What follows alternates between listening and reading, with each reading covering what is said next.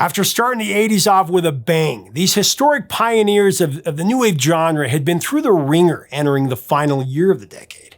With slumping sales and the tragic loss of their guitarist in 1985, this group had been in decline for years. They would dig down deep, though, to write their greatest album that would set mainstream radio on fire with one of the biggest and really most unlikely party hits ever. And after 13 years as a band with not one top 40 hit, they actually had 2 top 3 hits back to back. One contained the most misheard lyric of the decade. Up next, one of the principal members sets the record straight on some long-held urban legends behind 1989's big party hit. She also says there's no way it should have been a hit. It's coming up next. Hey, music junkies, Professor of Rock, always here to celebrate the greatest artists and the greatest songs of all time.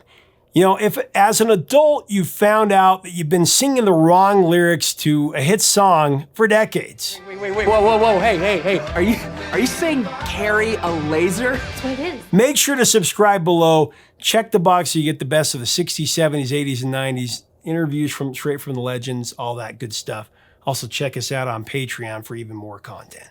So it's time for another edition of our series Revelations, where artists and bands give us the inside details of their best songs and albums.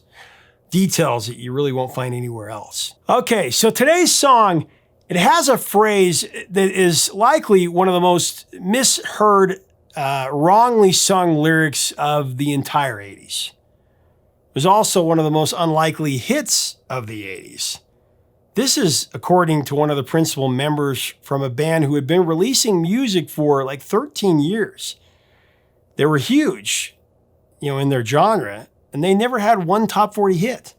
The B-52s burst onto the scene in the late 70s to much fanfare for their, thrift shop aesthetic, a melting pot of kitsch and camp from the 50s and 60s.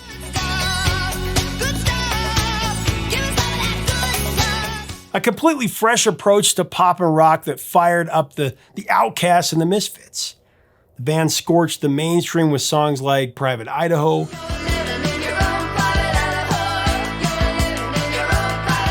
Rock Lobster,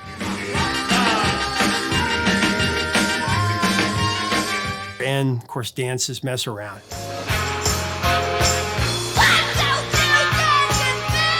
With interplay between quirky lead singer Fred Schneider and the perfectly strange and hypnotic vocals of Cindy Wilson and Kate Peirson, unusual guitar tunings of Ricky Wilson, it just created a trademark sound that many copied but none could ever equal.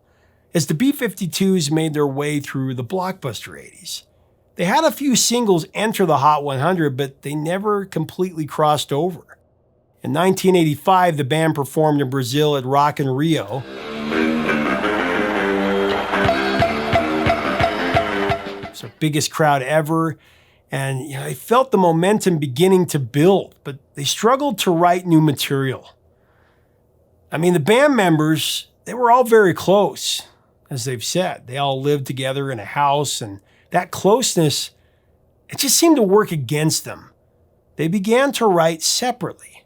Around this time, guitarist Ricky Wilson, who had been suffering from AIDS, and actually none of the other band members were aware of this diagnosis except for drummer Keith Strickland. He didn't want anyone to worry about him, so he didn't say anything, especially not his sister Cindy. Sadly, Ricky would succumb to an AIDS-related disease on October 12th of 1985, and he was only 32 years old. When the band got back together to work on a new record after some time passed, drummer Keith Strickland showed the band that he had learned to play in Ricky's unique style, and he actually became the permanent guitarist from that point forward. The band's next record, that was released in '86, it was titled Bouncing Off the Satellites, which was more of a mashup of solo efforts.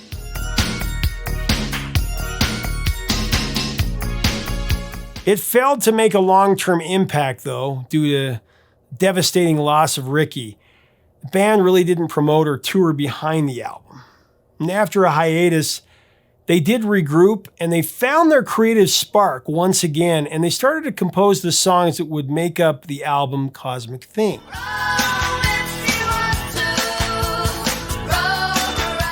Cosmic Thing is one of the greatest comebacks for any band in the 80s, armed with 2 top 3 singles, Love Shack and Rome. Cosmic Thing actually went on to sell 4 million copies and established the band as the champions of modern new wave, especially with Love Shack. Not only did it become the band's signature song, it's become a legendary party and karaoke song, let's be clear.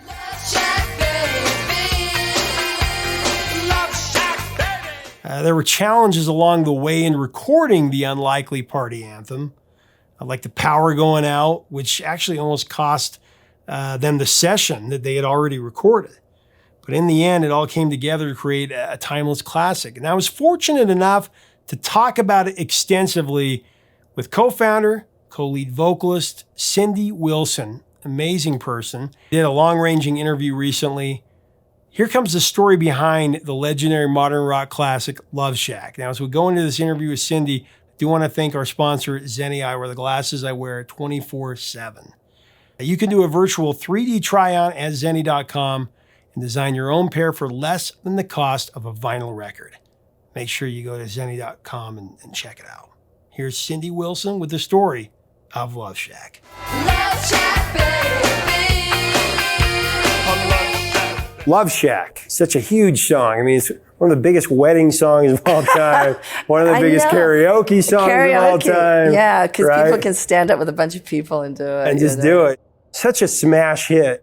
Went to number 3 on the pop charts and it stayed on the charts for so long. It was your first top 40 hit, which is crazy. It was crazy. And it's not something predictable. No. It's a song that stands everything on top of its head. It does. There's no rhyme and reason that it could be a hit. I know. And it was named the best single by Rolling Stone for 1989, and it's been in the top 500. But it was a fun song. We had a great time doing it, you know. Well, from the first drum beat, you know exactly what it is. And then, of course, I love the opening of it because breaking it down, you got Fred, he says his thing, and then he says 15 miles, and then you come in with the Love Shack. Yeah, yeah.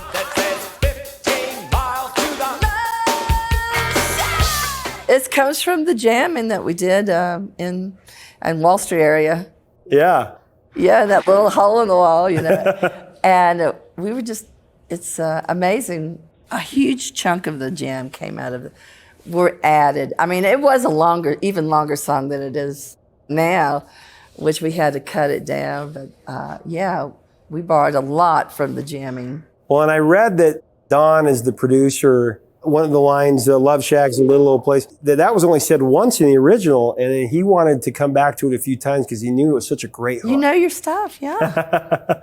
Yeah, absolutely. And that was a wise decision, you know. Yeah. Usually I hate when producers change things because you bring in your baby, you know, and then at the end, it doesn't quite sound the same. It doesn't, the magic that was there. But it was interesting, you know, that they almost lost a large portion of the recorded. There was a freak lightning storm in Manhattan, and the whole thing went down while they were recording it or something like that. Oh my gosh. Or they were playback. Anyway, but everything was saved. Yeah.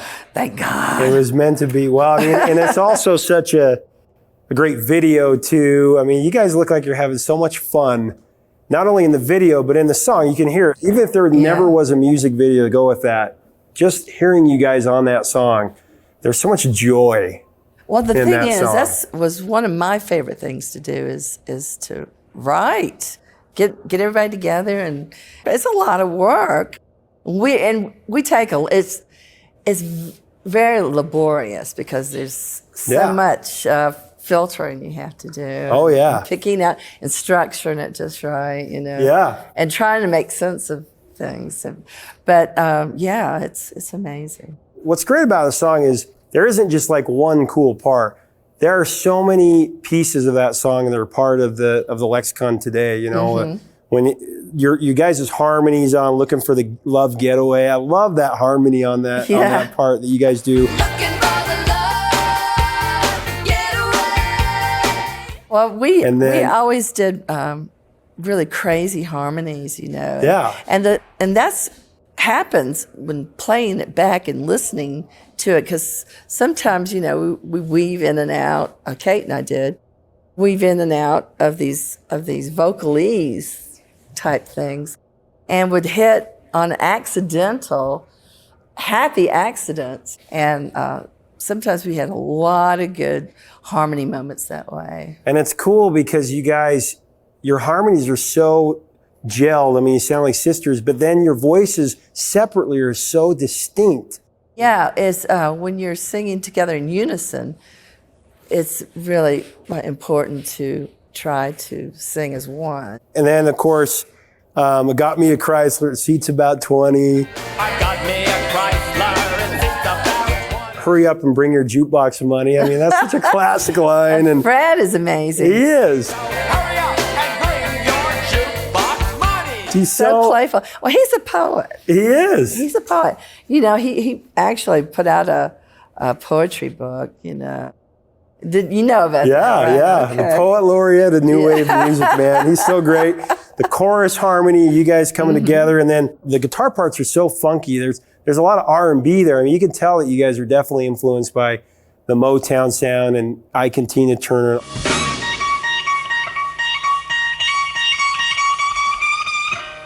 The other part is the horns, Uptown horns. They played also on Tom Waits' album. That's so cool. I didn't realize that. Yeah, they played on Rain Dogs. May off the bed forevermore. And, Dave passed a long time ago, but we had them for a couple of tours, and it was so much fun. It really added. the imagery even in that song, Glitter on the Mattress. Yeah. I mean, there's all these stories about, it was partly inspired by the juke joint out of Color Purple. Yeah. I don't know if that's true, but tell me a little bit about those things. Well, yeah, like you said, it is like a painting of sorts where you're creating little paintings of scenes, you know. And Tin Roof Rusted was painting a scene. Oh, yeah. You know, of a country, you know, hoedown sort of, or a soul club. It was elements of what was going on around the time, the culture. There was Soul Train, which we used the Soul Train line in the Love Track thing, which is where RuPaul prances down, as well as different people had their time. Everybody's grooving, baby. Funky little shot. Funky little shot. That was wonderful. Yeah. That was a great element to have. But yeah, it was. I loved part of the writing process is using words as paints, and your voice is and harmonies can make you feel a certain way. Vibrations. Yeah. You know, and just kind of cosmic images and just Yeah. fun stuff, you know. Well, that song isn't only just a great jam, so much joy in that song. You just feel happy. You never get tired of that song because you're driving down the road and having a horrible day. That song Yeah. comes on. It's different after that. Yeah, I think that's why the B-52s will be able to play as long as we want. You know, No it's question. because people come to the show and have a good time. Adam Bernstein, of course, directed the video, and he did Sir Mix-a-Lot, and he actually did some episodes of Breaking Bad as well. Run. Yeah, isn't that kooky? And that's crazy. But what do you remember about the video? Any story that you can tell us that was cool? It was an easy shoot. It was a fun shoot.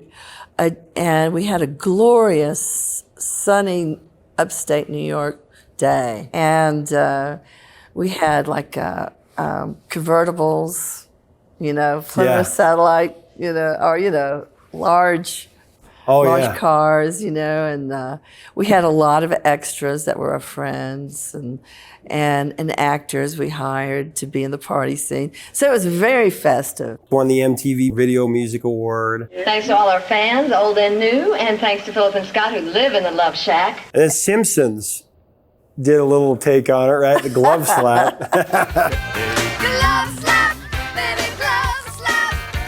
Glove slap. I'm God love them. I know. Isn't that great? And then Glee, of course, did it.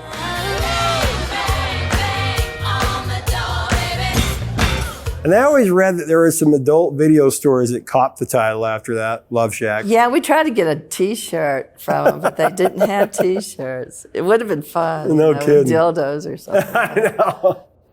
Well, Tin Roof Rusted.